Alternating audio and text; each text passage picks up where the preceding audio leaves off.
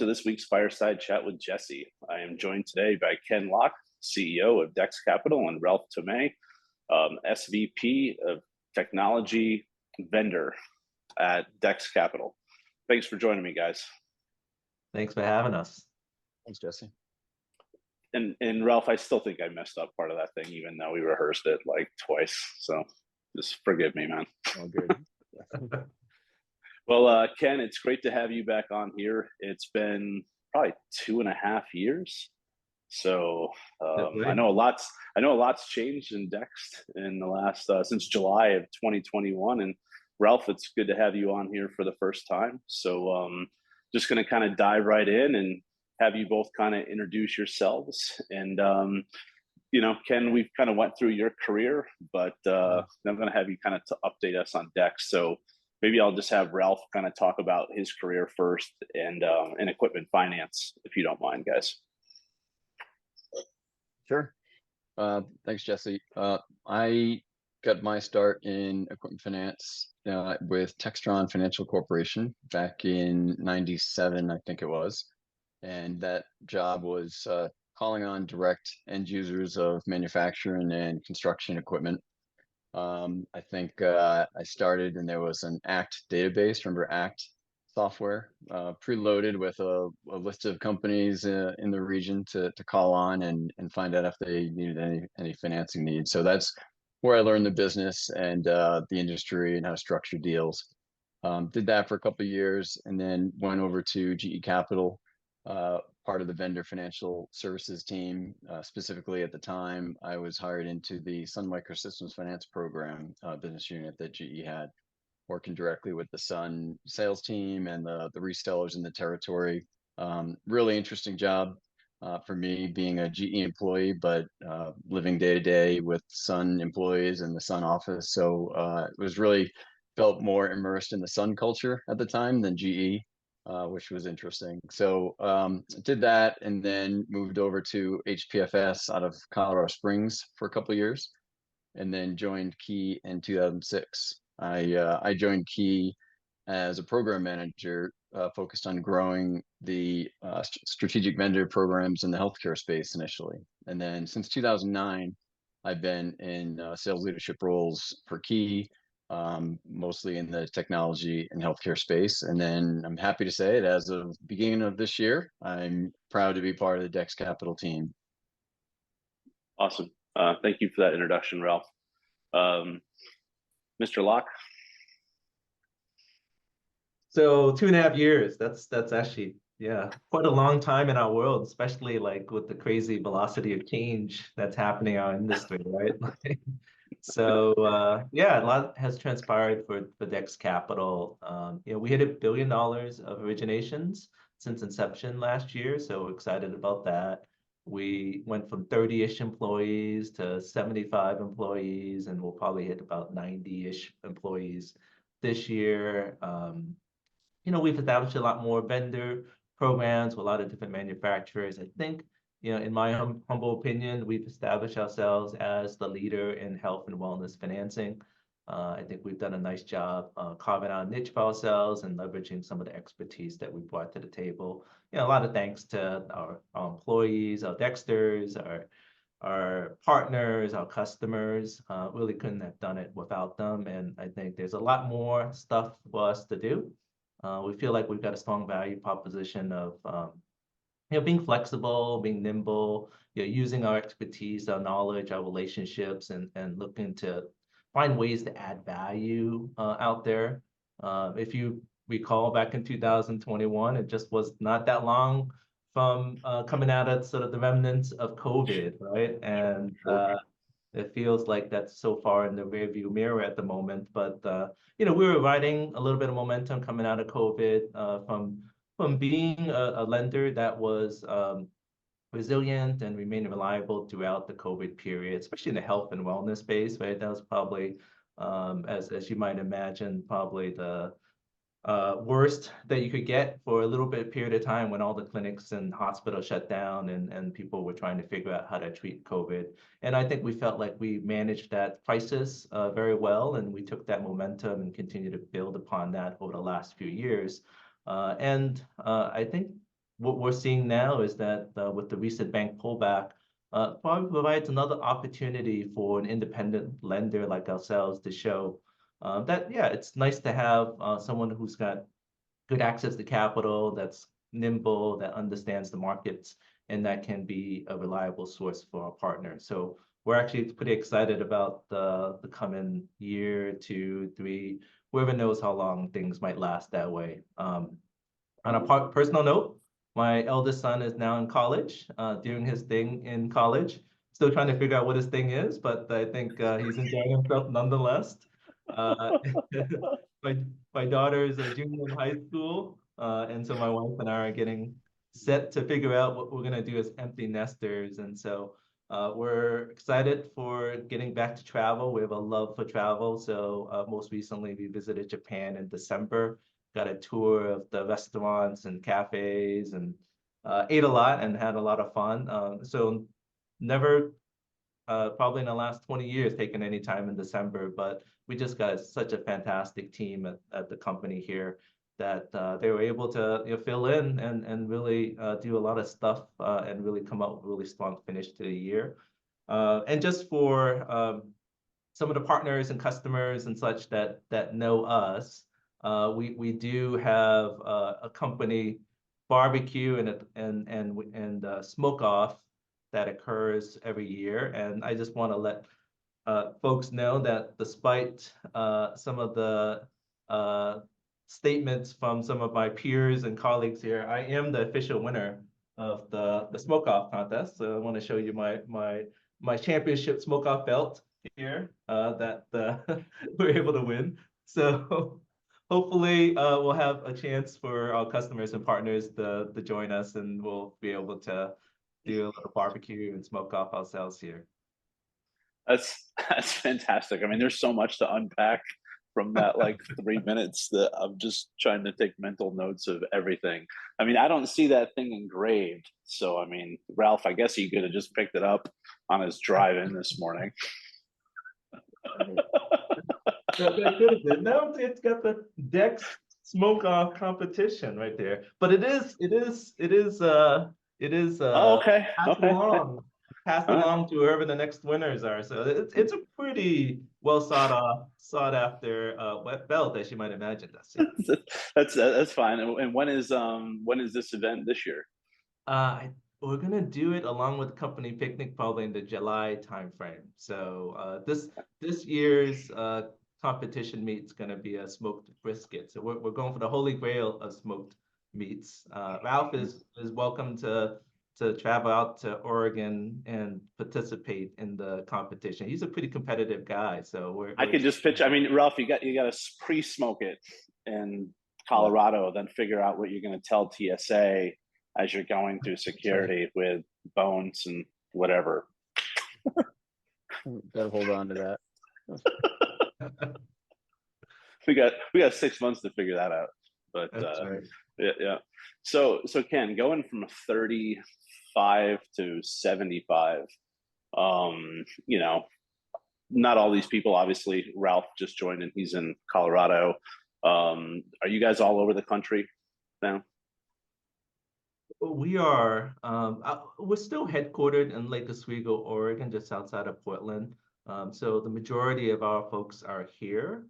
So credit, operations, finance, accounting, technology, executives are all still based here. And our sales leaders and our channel leaders and our sales reps are spread out throughout the country. So they're anywhere from Colorado, like where Ralph is, to we've got some folks in Florida, some folks in Chicago. So got it. And I think one of the topics of 2021 when we were talking was the whole supply chain disruption and everything else, because that obviously hit every industry. Medical was not, protected by that. Is all that stuff free flowing now?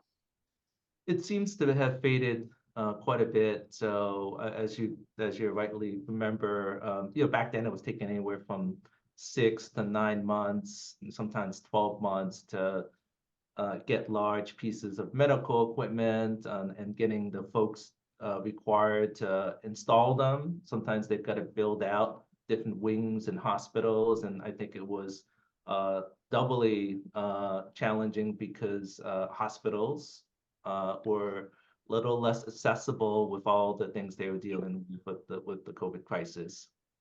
Sure, perfect. So Ralph, you and your team had a big decision to make over the last couple months here. I've had admiration for Ken before he even started the organization, just based on his leadership skills. At the end of the day, why did you guys choose to join Dext Capital? Yeah, thanks, Jesse. It was interesting, coming out of the decision that he had made to move away from the vendor space. One of the things that I intentionally decided was this was an opportunity. And I wanted to, certainly wasn't going to be in a rush. I wanted to figure out where the right fit was for myself, for an organization, maybe for members of the team. And a couple of things, obviously, that I think a lot of people who worked with the Key organization will tell you that made Key so successful and have long tenured employees was the focus on the people and the culture. So that was definitely, step one. Where can I find that same culture? So started networking and having conversations with friends and colleagues in the industry. And Sean Arnone actually connected Kyin and I, and we started talking. And as Kyin was explaining to me the origins of Dext and I guess the vision of the company that he and the other members of the leadership team wanted to create, it really seemed like they started it based on the same values and a focus on people and clients and maintaining a culture across the organization. So that was kind of the opening, which lined up really well. But then everything that Kyin started talking about earlier really opened my eyes. I mean, there's a really strong value proposition here at Dext. I had been aware of Dext through some of our programs that worked with Dext as well, but didn't have as much knowledge about the company. So the leadership team itself, getting a chance to meet all of them, hearing about their backgrounds across the various banking, equipment finance companies as well before deciding to start an independent. The idea of being part of a smaller, growth-oriented company with less layers of decision making really is intriguing. The idea of just being able to be nimble and the entire organization operating with a sense of urgency. So everything really lined up about Dext and the value prop and what I felt that we could bring to our customers and new customers. So that's really exciting. And to top it off, the idea of and the opportunity to build something new here at Dext as they committed to expanding beyond healthcare is really what sealed it. So everything about it seemed like a great opportunity. Perfect. Yeah, I mean, 18 years. Key is a great organization, right? But I can imagine 18 years of red tape that just mandatory when you're bank owned. Be interesting to see how now it's like you don't have to deal with that. I mean, you do have, there's oversight everywhere, but not as much.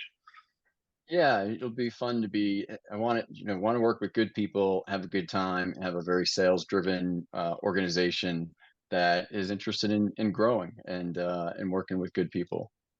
So yeah, it'll be fun. Well, perfect. I guess that's a good segue into, talking about this this new market that you're opening up for Dext Capital, Ralph. Yeah, I guess let me add to the last point is how fortunate and excited I am actually to be doing this with two of my KEF friends and colleagues. So Jackie Garson and Heather Scott joining to build out this technology vertical. I mean, two absolute professionals in the industry and very well respected in the tech vendor space. They've been working with tech vendor programs since Key acquired LeaseTech, I believe, back in '97. So we've got a great team to start. Our goal and our objective is to really accelerate Dext's initiative to expand into markets outside of healthcare The technology is a great place to start. It's a big market. There's a lot of opportunity. So we'll be working with manufacturers and resellers and technology providers, to tailor solutions for their clients. And so we'll be doing that by working directly with the sales organizations and direct sales teams, and also with some captive finance organizations as we go to market, and be able to tap into not only the additional expertise that we bring to Dex, but the amount of expertise within the leadership team and across the organization that Dex has assembled is truly impressive. So I think we've got a really strong value to bring to market here. I agree. I mean, I continually see the hires that Ken and team continue to make there, and it's like great addition. So we just got to make sure that whatever we're doing, Ken, that Eric has more work to do. That's right. Keeping Eric busy and out of trouble is always a good goal for all of us. It's awesome. So I believe there was a piece of technology, I guess a program that Dex introduced last year called DART. Do you mind just kind of talking about that particular program?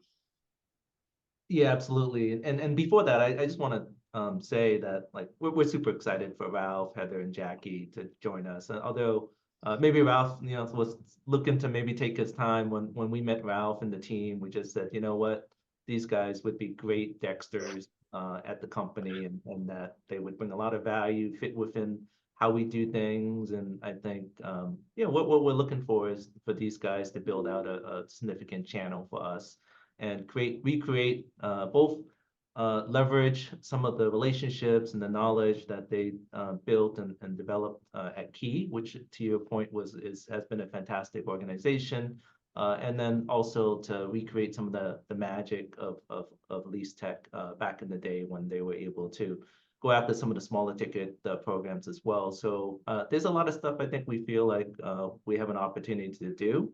And so I think these guys are the right folks. And oftentimes you don't get a chance to add a team as capable and as respected as Ralph, Heather, and Jackie. So we're happy to welcome them. So DART. So yeah, over the last few years, as you probably recall, we've been pouring a lot of energy and a lot of focus on creating, what we view as sort of a seamless, intuitive solution for providing financing for our vendors and third parties to provide financing to its customers. So, and I think we've done a lot of things to create some of the features that we feel is important out there. What we set up to do was to get four things right. One is to make the application process as intuitive as possible. And then second, provide timely automated credit decisions. Third, generate auto documents that can be signed online. And then the fourth is just to really facilitate a seamless two-way communications. And we feel like we've gotten pretty much where we want to be. There's a few other features that we are working on, a lot of other things that we're continuing to develop in terms of putting out there in technology. And we think that, and we feel like a lot of our current customers and vendors and new ones that we look to approach in the coming few months and years is going to benefit from this technology. Perfect. And Ralph, what are your thoughts on kind of some of the stuff that you're stepping into from a technology perspective? I'm really excited about this platform that Kyin was just describing.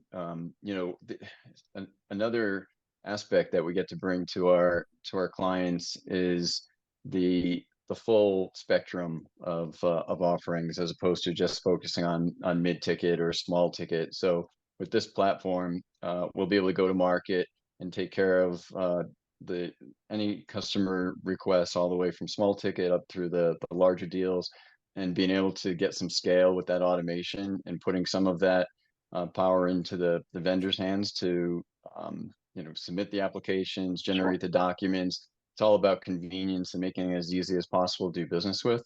So yeah, I'm excited about having access to that technology and starting to talk about that. No, absolutely. And Ken, what are your thoughts on 2024?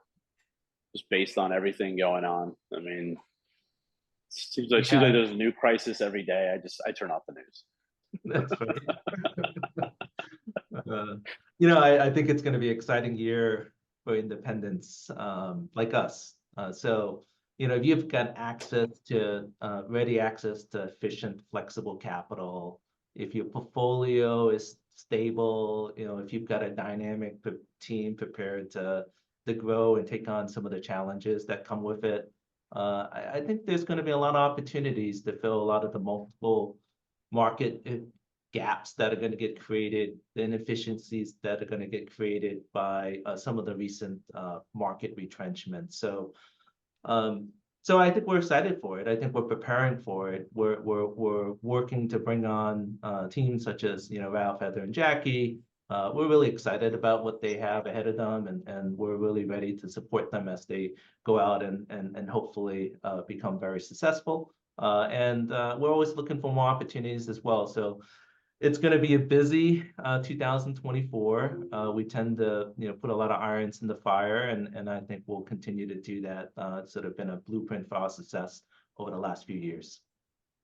And then Dext turns what, 5? We turned 5 last year. Last year. Yeah, so we're 5.5 years old now, Jesse. So 5 years, 1 billion. So what, with Ralph and his team, what we got? Another year and a half for 2 billion? I try to temper expectations, but Ralph probably thinks in a year or so we'd be 1 billion, but I maybe a little bit longer, but I think it's going to come a lot faster, the second billion than the first billion. I'm sorry, Ralph. Just trying to have some fun here. Well, we'll talk later. I'll tell you if you talk to most of the Dexters in the company, I think they'll probably let you know that our aspirations are high, and they're always constantly high. I think we shoot for the stars, and I think sometimes we land on the stars, and sometimes we land on the moon, but oftentimes we find ourselves in a good position. And what we try to do is be intentional about how we get there, right? If we want to be somewhere, we've got to lay out the plans and we've got to act upon them. And I think for the most part, we've been successful and happy with where we're charting out to be. And if the next billion comes in a couple of years, great. If it comes in 3 or 4 years, great. What we try to do is really end up with as many good, mutually beneficial relationships as possible. And I think a lot of folks that we work with, we'll have a lot of fun working with them, and I think we hope that we're adding a lot of value in how they're doing things as well. Perfect, thank you. So Ralph, I asked Ken last time a little fun fact about himself. Since you're now in the program for the first time, anything you'd like to share of what makes you tick outside of equipment finance? Well, I'll share this. I didn't start in equipment finance probably as early as many of my peers. So prior to equipment finance, when I got out of college, I was focused on wanting to do something in some way to be around music. And anyone who maybe grew up in New England and go into record stores might remember the name Strawberries Records. So that was my first gig. I managed record stores for Strawberries for about 5 years, and that was a lot of fun. Just always being around music and live concerts and other people who love the same things. But it was also a grind, and eventually decided I needed to get out of retail and do something else. But I mean, it actually still was a very valuable experience. I mean, at a young age, having P&L responsibility and managing a group of people, and early on having to be very customer focused. You're not going to be successful in retail without that. But Sure. that was my pre-equipment finance, and to this day, that love of music and live concerts is kind of what makes me tick. That's fantastic. What was the last concert you went to? The last concert was a small show downtown Denver, Canadian band called Great Lake Swimmers. I mean, it was like a combination barbecue hall and live music on the other side. It was pretty small, but it was a lot of fun. So That's awesome. I still have yet to go to Red Rocks. So I guess I go need to Red Rocks. some bucket list Absolutely. item. Ken, have you been to Red Rocks? I haven't, but maybe you and I and Ralph need to set up a time to go Yeah. out. Sounds like a good time. Absolutely. Perfect. And again, you mentioned Japan last year. I'm actually going there. I flew through there Narita once, but I'm going there for 2 weeks in June. Nice. It's a cruise, basically all the way around. So kind of excited for that. Good. Yeah. Well, reach out to me. I'm happy to give you some tips as to where to go. I lived there for a couple of years, so I'm pretty familiar with certainly Tokyo, and we got a chance to visit a lot of the cities out there, and so I've got some knowledge on it. Happy to share it.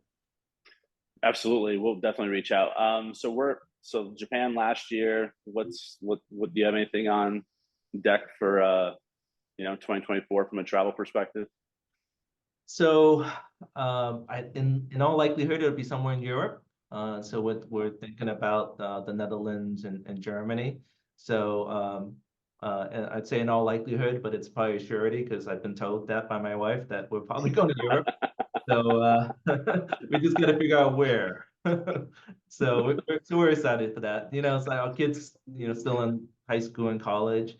Our plans tend to sort of revolve around what they're up to and what they're doing, and we try to take as many opportunities to travel as a family. So oftentimes we're doing internships and different programs, and so when they become available, then we flex and go somewhere and try to have a little bit of family time to enjoy ourselves.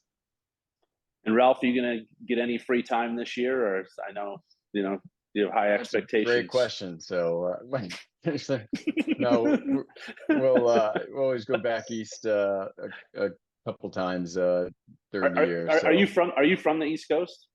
I am from New England, grew up in Massachusetts. Yep. I've been in Denver. Been in Denver now. But coincidental that you guys are both from the same state. Boston sports fans. Yeah. It sucks up probably half of our conversations, Jesse. So we try to remain productive, but there's just too much stuff going on in Boston sports to not talk about it. So no, that's perfectly fair. And then kind of one more thing. It's 35 to 75. I know you guys are investing a lot in technology. Are you finding that it's easier now based on those technology investments that you don't need to add headcount as you guys continue to grow based on those investments? I would say so. I think early on, even when we set up the company, I think we've always had a strategy of making sure we make the right technology decisions, make the right investments in technology to scale, right? And so that meant that we're choosing things that probably were more than what we needed for that period of time, because we knew where we wanted to be, right? We want to be a $1 billion plus originator of business. And so we're not there yet. We're still moving our way towards that.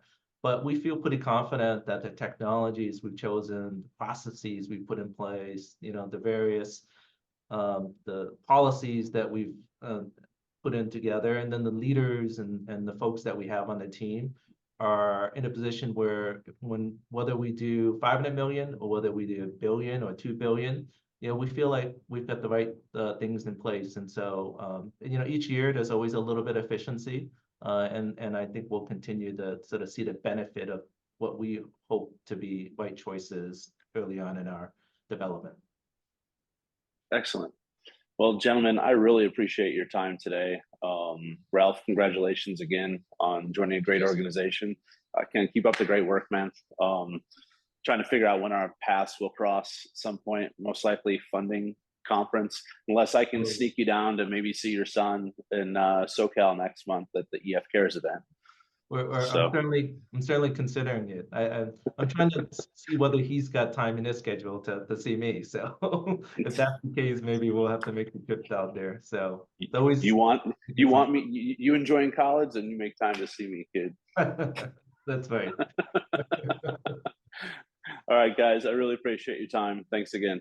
Yeah, thank you, Thank you, Jesse. Jesse. Take care.